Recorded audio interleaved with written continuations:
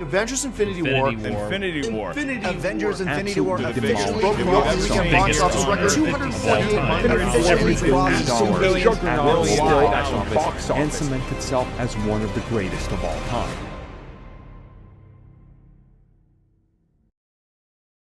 Dans le film Man of Steel, sorti en 2013, Superman utilise sa vision laser pour faire fondre une poutre en acier. Si on considère que ce qui sort des yeux de Superman est réellement un laser ayant des propriétés entre guillemets normales, on peut alors utiliser les principes de la thermodynamique pour calculer la puissance de ce laser. Tout d'abord, il faut calculer l'énergie nécessaire pour faire fondre la poutre. On suppose que la poutre est en acier et on estime que la partie fondue correspond à 2/3 de la longueur totale, soit environ une longueur de 2,5 mètres.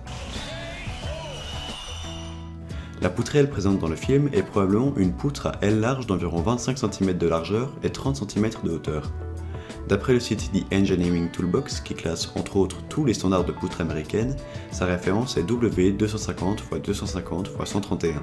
La dernière valeur représente la masse linéique, c'est-à-dire la masse en kilogrammes d'une poutre de 1 mètre de long.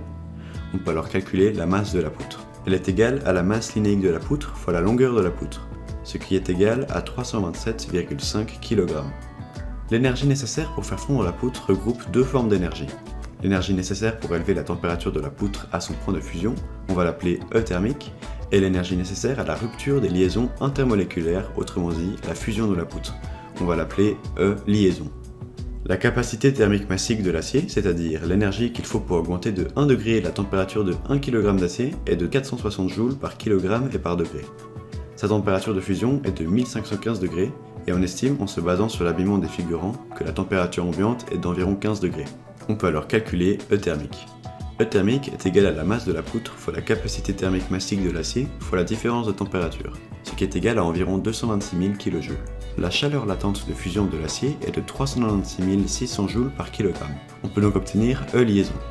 E liaison est égal à la masse de la poutre fois la chaleur latente de fusion de l'acier, ce qui est égal à environ 130 000 kJ. On peut alors calculer l'énergie nécessaire pour faire fondre la poutre. E poutre est égal à E thermique plus E liaison, ce qui est égal à environ 356 000 kJ. Cependant, le système laser-poutre n'est pas isolé. En d'autres mots, seule une partie de l'énergie de rayonnement du laser est absorbée par la poutre. En réalité, la majeure partie de la lumière est réfléchie. En effet, on peut déduire de l'apparence de la poutre qu'elle reflète surtout la partie rouge du spectre lumineux, ce qui inclut les lasers de Superman. Une autre partie de l'énergie est transférée au milieu environnant. On peut par exemple citer le rayonnement thermique provoqué par l'augmentation de la température. Pour calculer le pourcentage de l'énergie absorbée par la poutre, nous sommes forcés de faire une estimation. Nous avons donc considéré un rendement de 40%.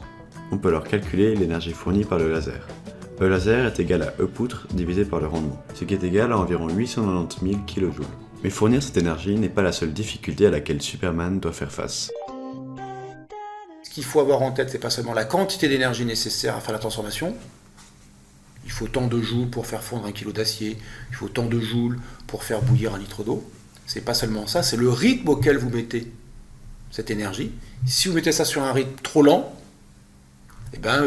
l'équilibre qui va s'établir entre ce que vous mettez, le rythme auquel vous mettez l'énergie, la puissance, et le rythme auquel elle est évacuée par tout un tas de processus, ça peut être la réflexion pour la lumière, ça peut être la convection, ça peut être la diffusion, ça peut être l'évaporation, le rayonnement, eh bien, quand ces deux rythmes, ce qui rentre et ce qui sort, sont identiques,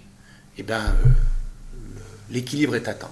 Et si cette température est supérieure à la température de fusion, alors le métal fondra. La séquence durant laquelle Superman utilise son pouvoir dure environ 1,2 secondes. On peut donc calculer la puissance du laser. P laser est égal à E laser divisé par le temps, ce qui est égal à environ 741,4 MW. Il faudrait donc un réacteur nucléaire pour alimenter les yeux de Superman. Mais comme cela n'est pas possible pour des raisons évidentes, il est expliqué dans le film et dans les comics que Superman puise son énergie du soleil. On peut donc se demander combien de temps il lui faudrait pour emmagasiner une telle quantité d'énergie. Pour cela, il va falloir utiliser la constante solaire, c'est-à-dire la puissance solaire reçue par une surface de 1 m² sur Terre en négligeant l'atmosphère. Elle vaut environ 1360 watts par mètre carré. On considère que la totalité du corps de Superman est capable d'absorber cette énergie, ce qui représente une surface d'environ 1,9 m². Évidemment, pour que ce soit le cas, il faudrait que Superman ne porte aucun vêtement et que l'entièreté de son corps soit directement ensoleillée en permanence. Il faudrait qu'il soit entouré de miroirs réfléchissant la lumière partout sur son corps. Ces suppositions étant faites, on peut maintenant calculer la puissance que le Soleil pourrait fournir à Superman. P Soleil est égal à la constante solaire fois la surface du corps de Superman, ce qui est égal à 2584 watts.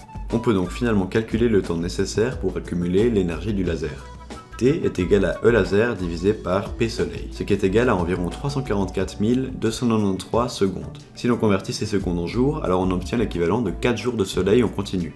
Cependant, libérer une telle quantité d'énergie en un si court laps de temps serait dangereux pour Superman. En effet, un pointeur laser de 150 mW suffit pour provoquer des lésions oculaires, mais le laser de Superman est environ 5 milliards de fois plus puissant. On comprend alors mieux pourquoi Superman semble avoir des légers picotements au niveau des yeux, malgré ses capacités de résistance à la chaleur. On peut donc dire que Superman n'a pas froid aux yeux.